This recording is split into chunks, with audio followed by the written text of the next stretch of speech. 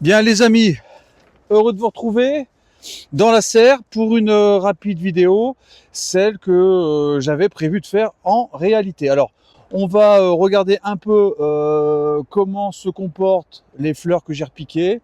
Visiblement, ça a l'air pas mal. La serre a l'air d'être parfaite pour eux.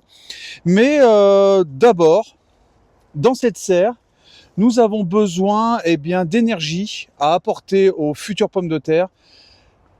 Ça vaut pas forcément le coup de faire de la pomme de terre vu le prix au kilo et avoir des pommes de terre en septembre, lorsque toutes les pommes de terre au magasin sont là et que ça coûte relativement peu cher. Avoir sacrifié une partie de son jardin rien qu'à la culture de la pomme de terre, même si c'est bio, parfois économiquement c'est pas forcément intéressant. Par contre les pommes de terre primeur, alors là oui, ça vaut le coup d'en avoir. Parce que 5-6 kilos pour 40 €, les marchands deviennent un petit peu foufous. Donc, j'ai besoin de nourrir mes futurs plants de pommes de terre. On a mis du fumier, on a mis de la feuille.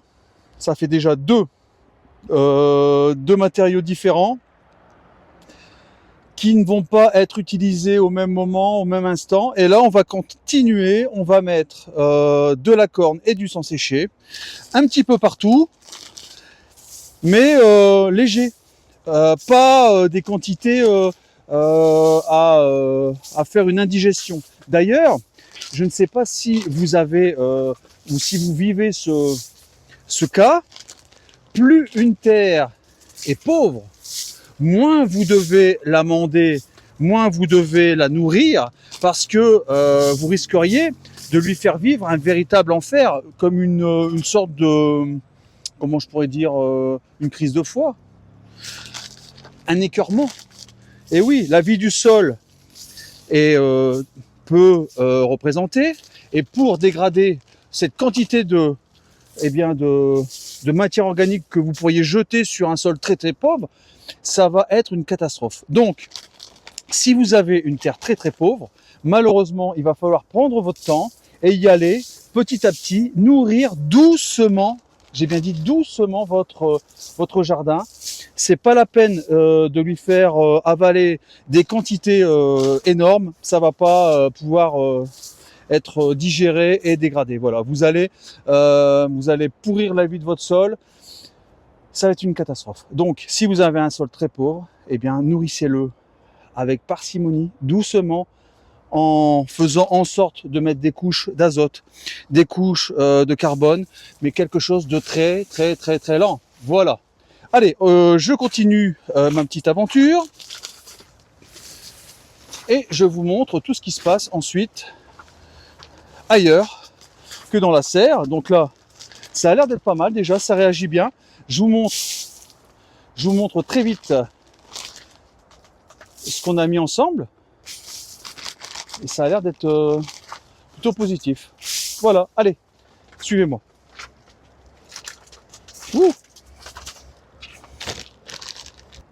Alors regarde, il va falloir arroser, mais ça commence à réagir. Moins d'une semaine, on voit déjà dans la terre des petites choses. Ça réagit pas mal du tout. Les carottes reprennent un petit peu aussi de force. C'est pas mal, tout ça, c'est pas mal. Mais bon, il va falloir quand même arroser. En ce qui concerne les plants qu'on a mis la dernière fois en godet, regarde comment ça réagit bien. Là, vraiment, c'est assez formidable. Tout est en train de se remettre tranquillement. Donc, les petits pois ici, l'ivèche, les dahlias, et puis ici les différents dahlias qu'on a replantés et qui forcément se sentent pas mal. Voilà, donc une fois qu'ici j'aurai des 2, 3, 4 feuilles, comme là par exemple, eh bien je ferai du rempotage. Mais bon, ça c'est une bonne nouvelle. Voir que les petits pois réagissent, ça veut dire que bientôt en pleine terre, bientôt. Bien les amis. Alors vous avez bien compris, il a plu pendant encore une fois 2 jours. Le terrain est complètement détrempé. On nous prévoit encore à peu près une semaine de pluie d'après ce que j'ai vu. Et donc, ça va pas être possible, comme je l'espérais, de planter directement en terre nos poireaux. Je ne suis pas un fan de poireaux, mais j'ai constaté que dans les marchés aux puces, des gens étaient prêts à donner 7 à 10 euros pour une botte de 100. Donc je me dis, tiens, ce serait pas con peut-être de faire du poireau rien que pour cette occasion. Donc je suis allé acheter quelques poireaux et on va prendre des poireaux géants précoces qu'on va mettre en jardinière. Cette jardinière, je l'ai préparée tranquillement, je l'ai bien arrosée. Et puis on va profiter de l'aubaine, hein, de dire que actuellement on n'a pas trop le choix. Alors les poireaux, ce sont des toutes petites graines. Je ne sais pas si vous voyez. Voilà. Et donc on va essayer d'une façon un petit peu équilibrée, un petit peu partout. On va essayer de mettre. Alors pourquoi je fais ça? Bien parce que on n'a pas toute la vie pour planter des poireaux. Et c'est une plante qui supporte très très bien les repiquages. Je dirais même que peut-être ça lui est bénéfique. Alors, évidemment, je ne vais pas tout mettre aujourd'hui. On aura peut-être une fenêtre de tir dans quelques temps pour les mettre en pleine terre. À n'en point douter. Mais là, pour l'instant, c'est pas le cas. J'ai pas envie de perdre la majeure partie de mes graines. Voilà, donc maintenant, je plaque. J'ai gardé l'autre moitié pour la pleine terre. Tout a été déjà plus qu'arrosé. Je recouvre délicatement. Et on va passer à la partie incubation. On va laisser ça tranquillement. Eh bien, travailler. Et je le mets là. Allez hop! Allez, on passe à la suite. Alors, j'ai jamais fait, mais des petits oignons blancs, ça pourrait être bien sympa. On peut déjà les commencer en février, on a un mois d'avance avec la serre, donc on fonce. Je suis pas un fan absolu de persil, et ma famille n'aime pas du tout. Mais bon, peut-être une petite barquette de rien du tout, ça pourrait être sympa, ou j'attends. On peut semer ça quasiment tout le printemps, tout l'été. Donc on va attendre pour le persil, on fera ça directement en pleine terre. Par contre, pour les oignons, non, on se lance. Et puis, il y a quelque chose que je veux absolument, et que je n'arrive jamais à obtenir, c'est de l'aneth. Et là, on va commencer maintenant. L'aneth, eh bien, c'est à partir de mars. Et je ne sais pas pourquoi, dès que j'obtiens quelque chose d'assez intéressant, les parasites ou alors les limaces, etc., s'attaquent à ce que je fais. Donc, j'ai jamais réussi. Mais parce que j'avais pas de serre avant. Donc, aujourd'hui, j'espère inverser la tendance. On va se préparer un petit peu de terreau. On va arroser le tout. Hop. Voilà.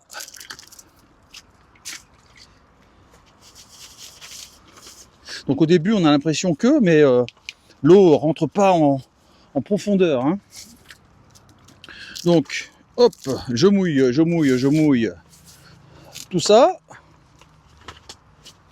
Je fais de la ratatouille. Je touille. Voilà, donc là, il y en a un petit peu trop, donc c'est parfait. Je vais pouvoir équilibrer ma quantité d'eau avec ça. Voilà. J'aplanis. Impeccable. Et puis, encore un peu. Et ouais, on est dans le nord. Et c'est parti pour, non pas toute l'aneth, mais une quantité assez importante. Alors, à quoi ça ressemble? Eh bien, ça ressemble à ça. Et là, allez, généreusement, on va mettre un peu d'aneth. Si j'arrive cette année à avoir de l'Annette. Je pourrais essayer quelques recettes de borscht ukrainien. Ça me ferait vraiment très très plaisir de enfin réussir. Voilà. Donc là, on va mettre ça pour pas oublier. Un petit peu d'eau quand même pour finaliser. Et voilà, ça on met sous le tunnel.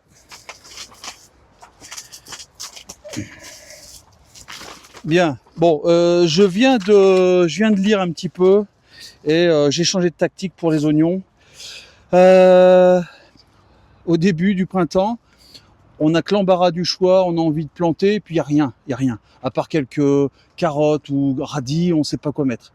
Et donc, les oignons seront une très très bonne alternative pour ça. Donc les oignons blancs à confire, on va faire ça d'ici avril. Voilà, donc on attend encore une trentaine de jours pour ça. Pareil, on attendra pour l'Annette, on mettra ça en pleine terre un petit peu plus tard. Voilà, voilà, donc on a une autre catégorie de poireaux et je compte bien, eh bien écoutez, faire de ce bac un autre, bah oui, on va se faire une autre lignée de poireaux. C'est parti. Là, ce sera les poireaux Armor comme armorique. Voilà, allez. Donc, on va se faire un bac de poireaux Armor. J'ai un petit peu arrosé, mais alors croyez-moi, on est loin d'avoir une quantité d'eau suffisante pour noyer tout ça. Vous voyez, donc je vais mouiller encore un tout petit peu, mélanger, voilà. Allez, ça, on s'arrête là. On va essayer de faire quelque chose d'assez propre. Hop, voilà. Hop. Et maintenant, on passe au poireau. Alors pareil, le poireau, je mettrai ça le long de la serre parce que au niveau de la serre, les toiles sont enterrées et donc forcément, je peux pas mettre des maïs, des blés, des choses comme ça. Les racines sont trop puissantes, iraient trop bas et iraient jusqu'à peut-être me démolir la bâche. Donc, on va mettre eh bien, des plantes de style poireau. Ce sera parfait. Évidemment, poireau. Si je peux, on va mettre des petites fleurs, mes dahlias préférées. Voilà, hop. Allez, hop. Voilà. J'en garde un petit peu, hein, on ne s'affole pas. Je mets tout en contact. En contact. Voilà.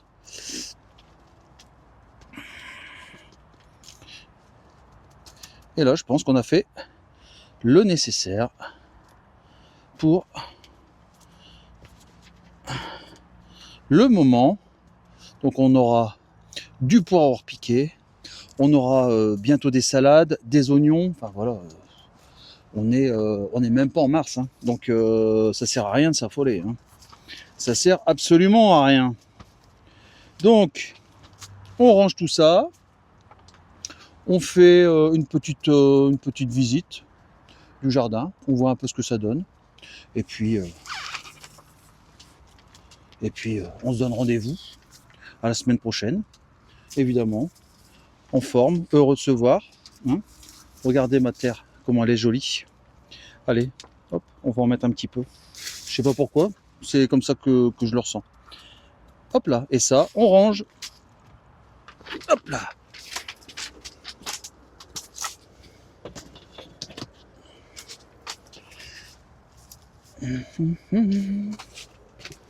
La la la. Yak. Et voilà.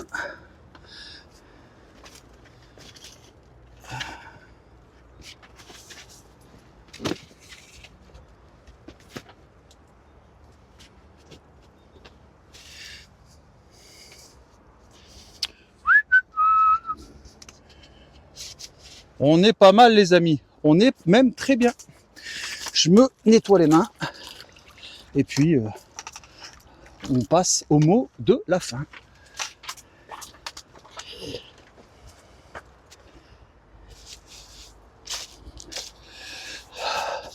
Voilà les amis, c'est le moment de se dire au revoir à certainement dimanche. Comme vous voyez, toutes les idées fusent dans ma tête, je pars dans tous les sens. La lumière, le soleil qui arrive parfois peuvent rendre fou le jardinier que nous sommes. Mais eh bien, mon conseil, c'est mettez les mains dans l'eau froide parce que si vous n'avez pas les outils comme moi il y a quelques mois, c'est-à-dire une serre, ne commencez pas, ne vous embêtez pas avec tout ça. Achetez des choses toutes faites qui auront été faites par des professionnels et comme ça vous serez heureux de pas tout perdre. Voilà, donc on se tient au courant évidemment, on se tient au jus. Est-ce que ça va fonctionner ou pas fonctionner? J'entends la pluie, peut-être que vous l'entendez aussi. Donc elle m'explique qu'il faut se quitter vraiment, j'en ai marre de cette pluie. Je vous explique qu'il faut récupérer de l'eau pour cet été, mais bon, il y a tellement de pluie ces derniers temps que finalement, c'est peut-être le contraire qu'il faudrait. C'est plutôt comment rendre notre jardin moins humide. Voilà, bon, allez, c'est tout, c'est pas grave. On garde le moral. Je vous embrasse, à très vite, à bientôt.